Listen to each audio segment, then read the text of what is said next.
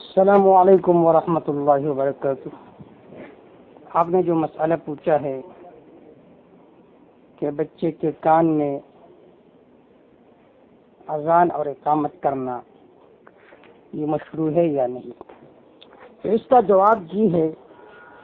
نومولود بچہ یا بچی کے دائیں کان میں اذان اور بائیں کان میں اقامت کہنا مسنون و مستحب ہے۔ ترمذی شریف کی روایت ہے، ابواب الاضاحی باب الاذان فی اذان المولود، اس میں روایت ہے کہ حضور صلی اللہ علیہ وسلم نے حضرت حسن رضی اللہ تعالی عنہ کی ولادت پر ان کے کان میں اذان کہی تھی، اور امام ترمذی رحمہ اللہ نے اس حدیث کو حسن صحیح قرار دیا اور فرمایا سب کا اس پر عمل ہے۔ لیکن بعض علماء نے اس حدیث کو،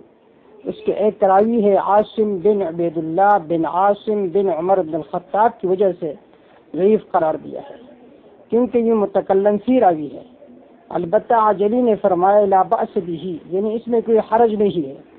اور ابن عدی رحمہ اللہ نے فرمایا ضعیف ہونے کے باوجود اس کی حدیث لکھی جا سکتی ہے، اور فضائل اعمال میں ہلکے ضعف کی روایت معتبر ہوتی ہے، لہذا اس میں ضعف ہے لیکن ضعف شدید نہیں ہے، لہذا اس بنا پر یہ عمل امت میں معمول بہا رہا۔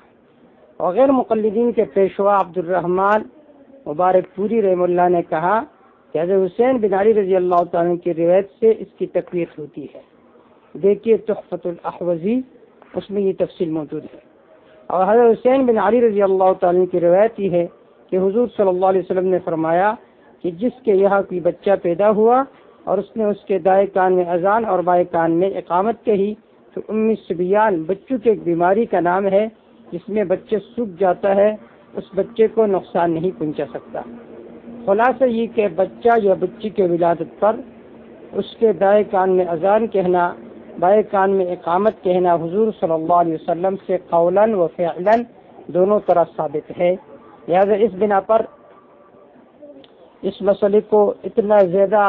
اس سے ایک طوفان نہیں برپا کرنا چاہیے۔ اگرچہ بعض علماء کی تحقیق یہی ہے کہ جو روایات اس بارے میں ہے وہ کل کے کل ضعیف ہے، لیکن پھر بھی چونکہ متأخرین فقہاء نے بھی اس پر قول کیا ہے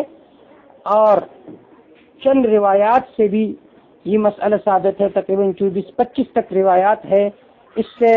یہ عمل ثابت ہے، لہذا اس بنا پر اس میں اتنا شدت نہیں اختیار کرنا چاہیے۔ واللہ اعلم بالصواب۔